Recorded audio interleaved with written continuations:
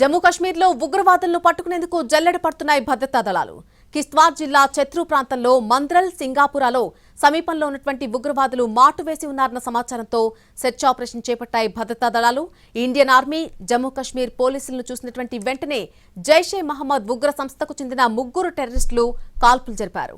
టెర్రరిస్టులు జరిపిన కాల్పుల్లో 8 మంది సైనికులకు గాయాలయ్యాయి. కాల్పుల్లో గాయపడ్డ సైనికులను వెంటనే ఎయిర్ లిఫ్ట్ చేశారు, సమీప హాస్పిటల్కు తరలించారు. భద్రతా దళాలపై కాల్పులు జరిపిన ఉగ్రవాదులను మట్టుపెట్టేందుకు ఆర్మీ, పోలీస్ జాయింట్ ఆపరేషన్ కొనసాగుతోంది. నిన్న ఉదయం నుంచి విస్తృతంగా గాలిస్తున్నారు. అటు సరిహద్దు నియంత్రణ రేఖ వెంబడి గస్తీని ముమ్మరం చేశారు.